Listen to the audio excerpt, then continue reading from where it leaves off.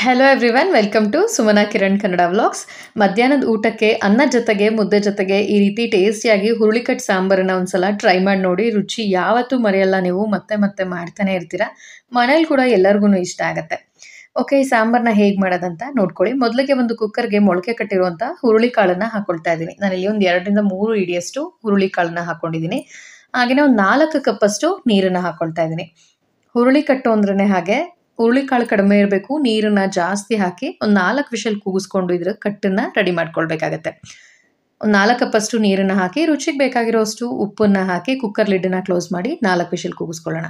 ಖಾರ ರುಬ್ಕೊಳ್ಳೋದಕ್ಕೆ ಒಂದು ಪ್ಯಾನ್ ಇಟ್ಕೊಂಡು ಅದಕ್ಕೆ ಒಂದು 2 ಟೀ ಸ್ಪೂನ್ ಎಣ್ಣೆ ಹಾಕಿ ಒಂದು 5-6 ಎಸಳಷ್ಟು ಬೆಳ್ಳುಳ್ಳಿ, ಹಾಗೆಯೇ 2 ಈರುಳ್ಳಿ, 1 ಕಡ್ಡಿಯಷ್ಟು ಕರಿಬೇವನ್ನು ಹಾಕಿ ಈರುಳ್ಳಿ ಬೆಳ್ಳುಳ್ಳಿ ಎಲ್ಲ ಚೆನ್ನಾಗಿ ಕೆಂಪಗಾಗೋವರೆಗೂ ಹುರಿದಿಟ್ಕೊಳ್ಳಿ.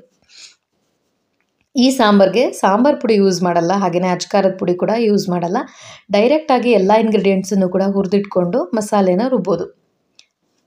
ಖಾರಕ್ಕೆ ಒಂದು 4 ಗುಂಟೂರು ಮೆಣಸಿನ್ಕಾಯಿ, ಹಾಗೆಯೇ ಒಂದು 4 ಬ್ಯಾಡಗಿ ಮೆಣಸಿನ್ಕಾಯಿ ಕಲರ್ಗೆ, ಒಂದು 2 ಟೀ ಸ್ಪೂನಷ್ಟು ಕೊತ್ತಂಬರಿ ಬೀಜ, 1.5 ಟೀ ಸ್ಪೂನಷ್ಟು ಜೀರಿಗೆ.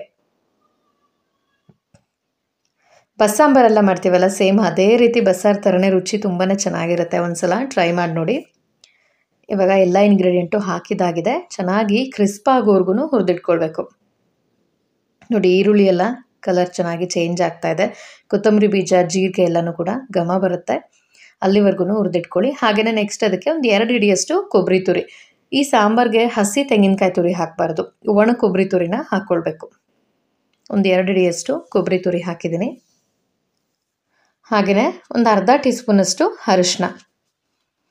ಅರಿಶಿನ ಹಾಕೋದ್ರಿಂದ ರುಚಿ ಘಮ ಎರಡೂ ಕೂಡ ಚೆನ್ನಾಗಾಗತ್ತೆ.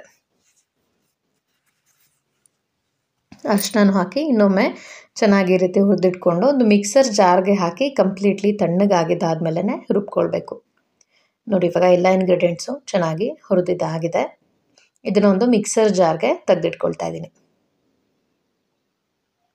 ತುಂಬ ಈಸಿ ಸಾಂಬಾರು ಮಾಡೋದು, ರುಚಿ ತುಂಬ ಅಂದರೆ ತುಂಬಾ ಚೆನ್ನಾಗಿರುತ್ತೆ.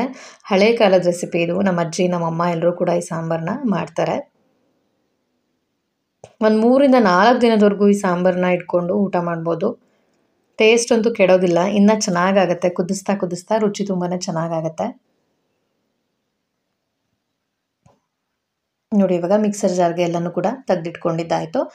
ನೆಕ್ಸ್ಟ್ ಇವಾಗ ಅದೇ ಪ್ಯಾನಲ್ಲಿ ಸಾಂಬಾರ್ಗೆ ಒಗ್ಗರಣೆ ಹಾಕ್ಕೊಳ್ಳೋದಕ್ಕೆ ಇನ್ನೂ ಒಂದು 2-3 ಟೀ ಸ್ಪೂನಷ್ಟು ಎಣ್ಣೆ ಹಾಕಿ, ಎಣ್ಣೆ ಸ್ವಲ್ಪ ಚೆನ್ನಾಗಿ ಕಾಯ್ದಿದ್ದಾದಮೇಲೆ ಒಂದು ಅರ್ಧ ಟೀ ಸ್ಪೂನ್ ಸಾಸಿವೆ, ಹಾಗೆಯೇ ಸಣ್ಣದಾಗಿ ಕಟ್ ಮಾಡಿಟ್ಕೊಂಡಿರೋಂಥ ಈರುಳ್ಳಿ, 1 ಕಡ್ಡಿಯಷ್ಟು ಕರಿಬೇವನ್ನು ಹಾಕಿ ಒಗ್ಗರಣೆನ ಮಾಗಿಸ್ಕೊಳ್ತಾ ಇದ್ದೀನಿ. ಈರುಳ್ಳಿ ಈ ಸಾಂಬಾರ್ಗೆ ಒಗ್ಗರಣೆಗೆ ಹಸಿಯಾಗಿ ಹಾಗೆ ಇರಬಾರ್ದು, ಚೆನ್ನಾಗಿ ಮಾಗಿಸ್ಕೊಳ್ಳಿ. ಹಾಗೆಯೇ ಒಗ್ಗರಣೆಗೆ ಒಂದು ಒಣಮೆಣಸಿನ್ಕಾಯಿನ ಕೂಡ ಹಾಕ್ಕೊಳ್ತಾ ಇದ್ದೀನಿ. ಈರುಳ್ಳಿ ಎಲ್ಲ ಚೆನ್ನಾಗಿ ಮೆತ್ತಗಾಗೋ ಹಾಗೆ ಮಾಗಿಸ್ಕೊಳ್ಳಿ. ನೋಡಿ, ಇವಾಗ ಒಗ್ಗರಣೆ ರೆಡಿಯಾಗಿದೆ. ಹುರುಳಿಕಾಳನ್ನ ಬೇಯೋದಕ್ಕೆ ಹಾಕಿದ್ವಿ ಅಲ್ಲ, ಅದನ್ನು ಇವಾಗ ತೆಗಿತಾ ಇದ್ದೀನಿ. ಕುಕ್ಕರ್ ಲಿಡ್ಡನ್ನ ಓಪನ್ ಮಾಡಿ ತೋರಿಸ್ತಾ ಇದ್ದೀನಿ. ನೋಡಿ, ಹುರುಳಿಕಾಳು ಚೆನ್ನಾಗಿ ಬೆಂದಿದೆ, ಹಾಗೆ ಹುರುಳಿ ಕಟ್ಟು ಕೂಡ ರೆಡಿಯಾಗಿದೆ. ನೋಡಿ, ಈ ರೀತಿ ಹುರುಳಿಕಾಳು ಚೆನ್ನಾಗಿ ಬೇಯಬೇಕು. ಸೇಮ್ ಮೆಥಡಲ್ಲಿ ಈ ಹುರುಳಿಕಾಳನ್ನ ತೆಗೆದಿಟ್ಕೊಂಡು ಬಸ್ಸಾರು ಥರ ಒಗ್ಗರಣೆ ಕೂಡ ಹಾಕ್ಕೊಳ್ಬೋದು. ನಾನು ಡೈರೆಕ್ಟ್ ಸಾಂಬಾರಲ್ಲೇ ಬಿಟ್ಟು ಹಾಕ್ತಾ ಇದ್ದೀನಿ. ನೋಡಿ, ಇವಾಗ ದೊಡ್ಡ ಸ್ಪೂನಲ್ಲಿ 1 ಸ್ಪೂನಷ್ಟು ಹುರುಳಿಕಾಳನ್ನು ಖಾರ ರುಬ್ಕೊಳ್ಳೋದಕ್ಕೂ ಕೂಡ ಹಾಕ್ಕೊಳ್ತಾ ಇದ್ದೀನಿ. ಈ ರೀತಿ ಹಾಕೋದ್ರಿಂದ ರುಚಿ ತುಂಬಾ ಚೆನ್ನಾಗಿರುತ್ತೆ. ಹುರುಳಿಕಾಳು ಹಾಕ್ಕೊಂಡಿದ್ದಾಯಿತು. ನೆಕ್ಸ್ಟ್ ಇದಕ್ಕೆ 1.5 ಟೀ ಸ್ಪೂನಷ್ಟು ಬೆಲ್ಲ ಹಾಕ್ಕೊಳ್ತಾ ಇದ್ದೀನಿ. ಈ ಸಾಂಬಾರ್ಗೆ ಟೊಮ್ಯಾಟೊ ಯೂಸ್ ಮಾಡ್ತಿಲ್ಲ, ಹುಣಸೆ ರಸ ಹಾಕ್ಕೊಳ್ಳೋದು, ಹಾಗಾಗಿ ಬೆಲ್ಲ ಹಾಕೋದ್ರಿಂದ ರುಚಿ ಚೆನ್ನಾಗಾಗುತ್ತೆ. ಹಾಗೆಯೇ ಸ್ವಲ್ಪ ಕೊತ್ತಂಬರಿ ಸೊಪ್ಪನ್ನು ಹಾಕಿ ಎಕ್ಸ್ಟ್ರಾ ನೀರನ್ನು ಹಾಕಬಾರ್ದು. ನಾವೇನು ಸಾಂಬಾರು ಹುರುಳಿಕಾಳು ಬೇಯಿಸ್ಕೊಳ್ಳೋದಕ್ಕೆ ನೀರು ಹಾಕಿದ್ವಿ, ಅದೇ ಕಟ್ಟನ್ನು ಹಾಕಿ ಮಸಾಲೆಯನ್ನು ರುಬ್ಕೊಳ್ತಾ ಇದ್ದೀನಿ. ರುಬ್ಬಿರೋ ಅಂಥ ಮಸಾಲೆಯನ್ನು ಈ ಹುರುಳಿ ಕಟ್ಟಿನ ಜೊತೆ ಸೇರಿಸ್ಕೊಳ್ತಾ ಇದ್ದೀನಿ.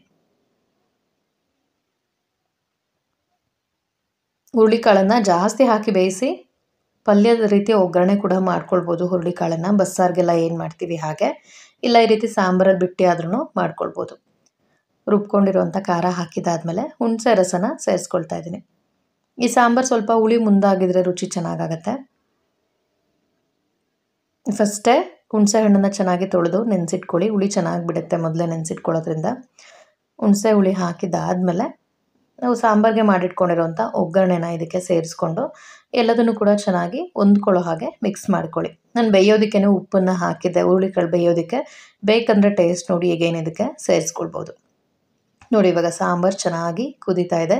ಟೇಸ್ಟಿಯಾಗಿರುವಂಥ ಹುರುಳಿ ಕಟ್ಟಿನ ಸಾಂಬಾರು ರೆಡಿಯಾಗಿದೆ. ತುಂಬಾ ರುಚಿಯಾಗಿರುತ್ತೆ. ಬಿಸಿ ಅನ್ನದ ಜೊತೆಗೆ ಮುದ್ದೆ ಜೊತೆಗೆ ಒಂದ್ಸಲ ಟ್ರೈ ಮಾಡಿ ನೋಡಿ.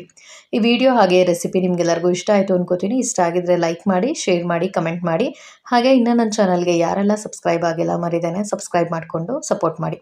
ಪಕ್ಕದಲ್ಲಿ ಕಾಣಿಸೋ ಬೆಲ್ಲೈಕನ್ನ ಪ್ರೆಸ್ ಮಾಡಿದರೆ ನಾನು ಹಾಕುವಂಥ ಎಲ್ಲ ವಿಡಿಯೋ ನೋಟಿಫಿಕೇಷನ್ಸ್ ನಿಮಗೆ ತಲುಪತ್ತೆ. ಮಿಸ್ ಮಾಡ್ದೇ ರೆಸಿಪಿಯನ್ನು ಟ್ರೈ ಮಾಡಿ ನೋಡಿ. ಟೇಸ್ಟ್ ಎಲ್ಲರಿಗೂ ಕೂಡ ಇಷ್ಟ ಆಗುತ್ತೆ. Thank you.